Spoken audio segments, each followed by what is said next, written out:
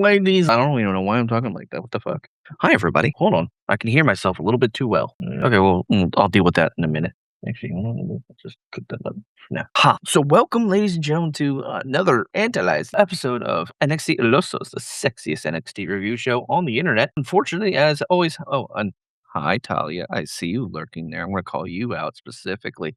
Anywho, welcome to this show. I'm unfortunately solo again this week. Mikey just got Hefe of our BC Wrestle Pod just got back into school, and it's his second or third day with the kids, and he is tired. So he is probably going to take a break for tonight, and then what we'll do is you'll have me this week, and then next week for the go home show before Heat Wave, which is the following Sunday, he'll be back in Hell or High Water, and he's gonna clean a little bit of our fancy dance icons here. So it's instead of when we have to do a single, I can have a single, and when we have a double, I can have a double scene. But anyway, let's get breaking down into the night. First things first, we have, I said it wrong, himself, Cruz Montana, coming out, calling out Zilla Fatu for ruining his chance last week, to get the #1 contender spot against Tony D'Angelo at Heat Wave. And he's going on and gets interrupted by Rey Phoenix, great guy, the current cruiserweight champion of Triple A, who comes out to have a chit chat with him, sit there and go. They have a quick conversation, and then Rey Phoenix, cuts a promo talking about, he's ready to take on whoever the next challenger is, because the first match of the night is a fatal four-way between EK Prosper, this little nugget of goofy sheep shearing beauty pageant puss man, Tristan Angels, whatever. Romeo, God, how do I pronounce his last name again? Romeo, who's from Spain, great guy. Actually got a chance. I probably said this a week prior, but when Minikill was in town, I got to meet Romeo as we were waiting for the bus, and he got some pictures with him, got to hang out, chat a little bit. And then, of course, the legendary La Parca. This was an amazing match. A lot of high flying, a lot of action. Tristan did nothing. I remember Romeo, La Parca, and EK going at it, fist, punch for punch, slap for slap. Those three were phenomenal. EK picks up the win here, which kind of makes me a little sad because I was hoping to get to see my boy Romeo, be able to win this. But hey, that's okay. We can always build on to the next, and you know what? Maybe soon we'll see more from Romeo and hopefully get him something. Then we get this little backstage segment of the Red QCC and the Vanity Project. I love what Kendall says to the boys. Who's like, "Oh, she's the Vanity, and you're the Project." That was so good. That was just great. And then we had this match, which was really disappointing. It was Natty against Thea Hale. Deserved so much better. And then after the fact, Natty and her crew decide to beat the crap out of Thea and force Jada Parker to watch. And I'm like, y'all doing our girls dirty. Like, why you gotta do dad dirty like that? Like, what the hell? She's an amazing wrestler, amazing person. Why you gotta do that? Natty is a fucking part-timer. She's an old part-timer that shouldn't even be hanging out in NXT. She'd probably go retire, go back to the dungeon, and just hang out there. But she's doing a good job of what she's doing. Then we get this little vignette between, our boys Lucian and Bronco Lima. Bronco just got kicked out of Perros, and now we're seeing OTM not breaking up, thank God. But definitely Bronco just is getting ready to go ham on Mr. I Draw My Beard On, which is the next match. This match literally was freaking Lexus King running away because he didn't want to get chopped in the chest again. That split him open. You can see a little scar almost on his chest, right at his chest bone, where Bronco just cocked him hard. Oh my God, that was so loud. And yeah, he just ran around.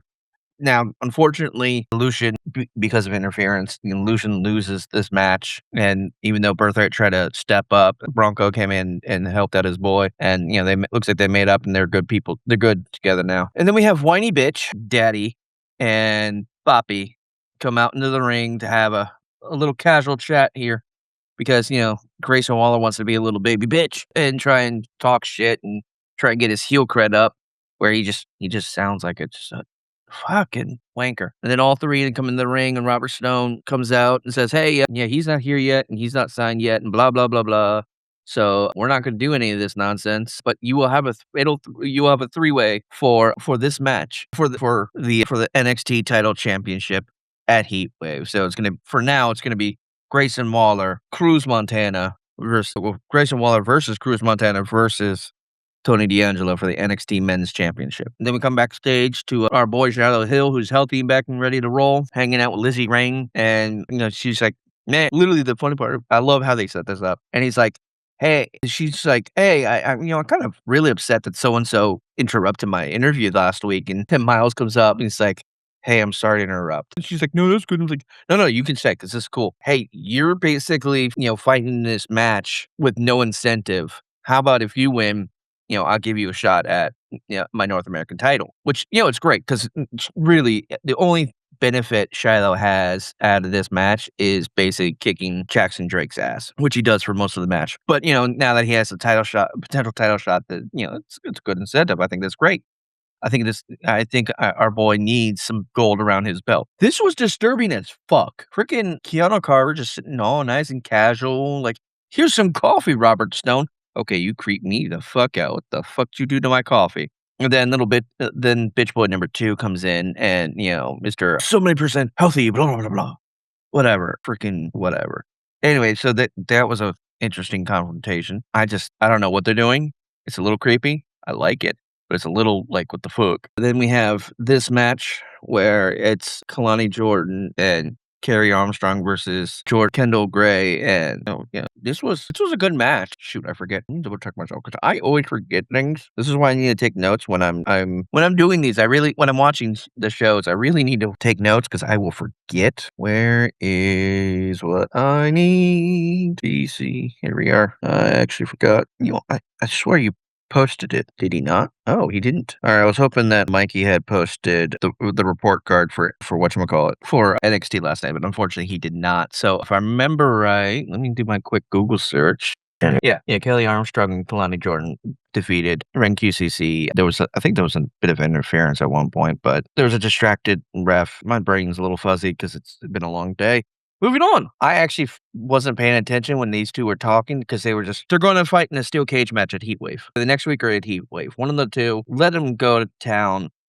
I like how he's all butthurt that he has to be in a steel cage match against Sake because he's like, oh, what, you want no boys? Yeah, because every time you fucking have those two goofy gooners, the best way I can put them, they interfere with the match. So yeah, obviously we want you and Saquon solo Doko, basically. All right, moving on.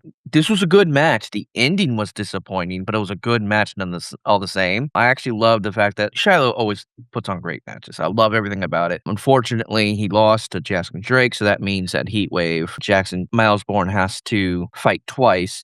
Once to defend his tag team titles against him, and Davion Heights have to defend against the swipe right douche nozzles, and then Miles later on has to fight against Jackson Drake for his North American title. And then we have this little thing where it's like, oh, blah, blah, blah, talk, I'm dominant and goth mommy.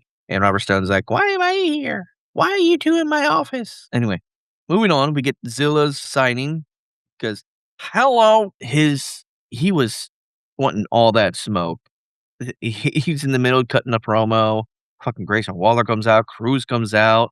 Tony's standing on the announce table. Like, they're all staring each other down, wanting to go at it. And they were just feeding off that energy. There was a lot going on that last night, and it was really good. But everything was like this. It was a lot of talking heads, not a lot of wrestling. But that was pretty much last night. Boom. Done. Hey, I did it in 15 minutes practically. But yeah, that was NXT last night. It was even though it was 2 hours of talking heads with some wrestling sprinkled in, there was a lot of stuff to help with the build up for Heat Wave. We got the go home show next Tuesday. So I'm not going only because I'm taking a break from going to that side of the county. It's like a 30 to 45-minute drive for me. I'm a little tired. I'm a little old. I'll probably go sometime, I don't know, in the near future. We'll see. But anyway, that's it for me tonight. You can always catch us on all the socials, BC WrestlePod at pretty much everywhere that you want. If you want to watch the recordings, you can catch them up on YouTube. Obviously, we're on most of your favorite streaming platforms, Kick, Twitch, and YouTube. We have a Ko-fi. Let me post it to all the chats. If you want to help us pay for all of what we watch, because we watch a lot, and most of it, Mikey's the one who is paying for it. You also have, well, where are you? We also have a Fourth Wall, a BC Rachel Pod shop. .fourthwall.com, linked in the comics. Purchase some merch, help us out. I got my BC Wrestle Pod, I got my NXT Oloso shirt over there. It's what I wear every day, every time I go. So if you happen to be at the PC one week and you see a man in a kilt, that's me. But shout out to my boy Fatherless, who's tomorrow night actually is second taping, airing, whatever you want to say, of Fatherless Greenlit, showcasing the best indie wrestlers in the area. Give them a follow, give them a shout. Take some time out and support local. So anyway, y'all have a good night. Stay loved. Remember, you always deserve to finish your story.